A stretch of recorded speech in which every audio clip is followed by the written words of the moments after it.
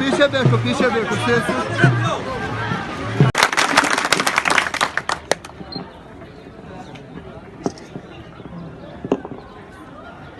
Honorable ex-minister Shri GM सनूरी साहब, श्री नियाज साहब, ex-minister, यहाँ पे मौजूद ब्लॉक प्रेसिडेंट्स, नेशनल कॉन्फ्रेंस के लीडर्स, कार्यकर्ता, सरपंचेस, पंचेस और अपने पार्टी के लोग, मैं और मेरे साथियों और हाजी साहिबा, ये एक इलेक्शन का माहौल है। इस सिलसिले में हम लोग बाहर निकले हैं। मैं अपने आप को बहुत खुशकिस्मत समझता हूँ कि मुझे ये मौका दिया गया है श्री राहुल गांधी जी के और श्री गुलाम नबी आज़ाद साहब ने और महाराजा डॉक्टर करण सिंह साहब ने कि मैं आज उधमपुर पार्लियामेंट्री कॉन्स्टिट्यूंसी से आप लोगों की नुमाइंदगी करूं। आप लोगों को याद दिलाना चाहूँगा कि यहाँ से आपने पहले भी महाराजा साहब को एक दफ़ा नहीं बल्कि 4 दफ़ा जिता के लोकसभा में भेजा है। ऐसे भी हमारा और जम्मू कश्मीर के लोगों का एक बहुत पुराना ऐतिहासिक और पारिवारिक संबंध है। जम्मू कश्मीर का निर्माण महाराजा गुलाब सिंह जी ने किया। उन्होंने एक बहुत बड़ी रियासत बनाई और भारतवर्ष की सीमा जो है तिब्बत, रूस, चीन और अलग अलग दूर दराज के लोगों को जोड़ा, उनको इज्जत दी, मान दिया, जमीनें दी, उनको बसाने का काम किया। और सबसे इम्पोर्टेंट चीज़ जो इस परिवार ने की है महाराजा गुलाब सिंह जी से लेकर महाराजा हरि सिंह जी के समय तक, वो है एक आपसी भाईचारा बनाए रखने का स्वभाव। जम्मू कश्मीर में हम लोगों को शुरू से आदत है कि एक दूसरे के दुख सुख में हम लोग बराबर से हिस्सा लें, एक दूसरे के त्यौहार में हम लोग हिस्सा लें और एक दूसरे का साथ निभाएं। लेकिन आपने देखा मेरे साथियों, पिछले 4 सालों में भाजपा सरकार आने के बाद कितनी तबाही उन्होंने जम्मू कश्मीर में मचाई और भारतवर्ष में मचाई।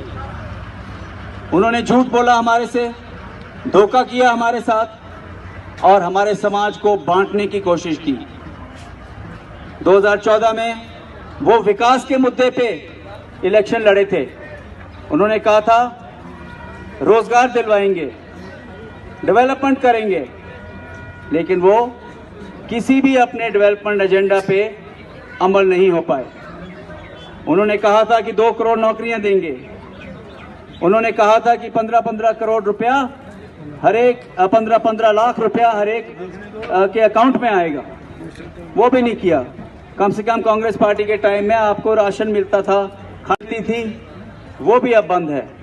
जो तकरीबन 1 लाख डेली वेजेस हैं, वो भी पिछले कई सालों से नज़रअंदाज किए गए हैं। तो नौकरियां लगवाना तो छोड़ो, जो ऑलरेडी लोगों यहाँ पे नौकरी लगी हुई है, आप उनका भी ख्याल नहीं रख रहे। मेरे साथियों, आज अगर हम कीमतों की बात करें तो देखिए डीजल, पेट्रोल, गैस सिलेंडर कहाँ से कहाँ पहुँच गया है। आम आदमी कैसे गुजारा करेगा। इसलिए इस दफ़ा आपने वो गलती नहीं करनी जो 2014 में की थी। हमने 25 MLA भाजपा के जिता के विधानसभा में भेजे। उनमें से कैबिनेट मंत्री भी बने, डिप्टी CM भी बना। आप पूछिए उन लोगों से उनकी क्या कंट्रीब्यूशन रही है लोगों के प्रति। मैं बहुत दूर दराज के इलाकों में गया हूँ। हमारे जो सिटिंग मेंबर ऑफ पार्लियामेंट हैं डॉक्टर जितेंद्र सिंह जी, उनके बारे में मैंने लोगों से पूछा। मैंने कहा आप लोगों ने उनको जिता के भेजा तो बताइए, आप लोगों को कम से कम पूछने तो आए होंगे। तो कहने लगे वो तो ना वोट मांगने आए, ना शुक्रिया अदा करने आए, तो ना ही उनका यहाँ पे कुछ काम हुआ, ना ही कोई फंड आया। तो कहने का मतलब आप चोर नहीं बड़े चोर हैं।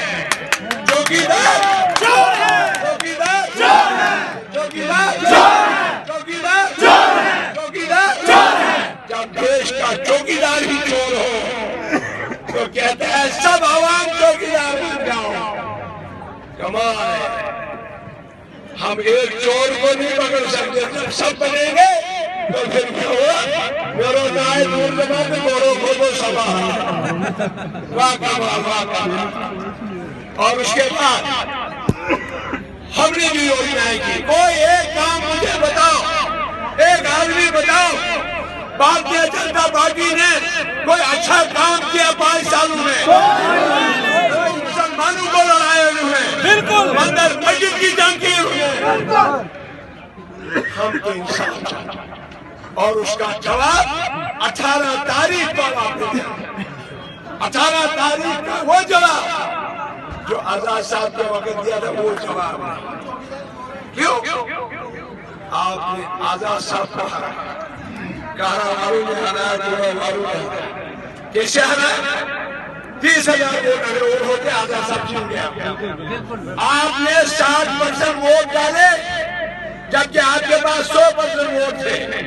आपके पास 100% वोट, 4 आदमी रहे घर, 2 आदमी गए खुशू को, 5 आदमी गए माल के साथ, 2 आदमी गए। आज फख्र से महसूस करते हैं कि हम हिंदुस्तानी हैं। किस चीज के लिए? नार्वे ने इसको यहाँ नोबेल उसमें एक क्या कहते पुरस्कार दिया, शांति दूत का। कौन सी शांति लाई इसने हिंदुस्तान के अंदर? जब से ये हिंदुस्तान का प्राइम मिनिस्टर बना है, सिर्फ फिरका परस्ती फैलाई है, हिंदू मुस्लिम फैलाया है, और सौरन को शेड्यूल कास्ट के साथ लड़ाया, ब्राह्मण को ठाकर के साथ लड़ाया, हिंदू को मुसलमान के साथ लड़ाया, और मुख्तलिफ बहानों से बेगुनाह लोगों को फिरका परस्ती के बहाने पर खून बहाया। और मैं समझता हूं वो कितने बेजमीर लोग हैं। खास तौर से मैं खास एक तबके के लोगों को कहूंगा, कितनी बेजुबानी है कि वो नहीं समझते हैं कि इसने कुछ लोगों के साथ क्या यहाँ सलूक किया इस देश के अंदर, पूरे इस देश की कितनी तबाही और बर्बादी की। तो लिहाजा मेरी आपसे गुजारिश है, यहाँ इंदरवाल और भद्रवा के भी का मुश्तरका ये हमारा एरिया है। भद्रवा का भी कुछ जोड़ा, हलारन, जिया, कोथल वगैरह काफी जोड़ा का इलाका इसके साथ है। और आप सभी बहुत सारे, मैं उनको चेहरों को यहाँ देख रहा हूँ जो भद्रवा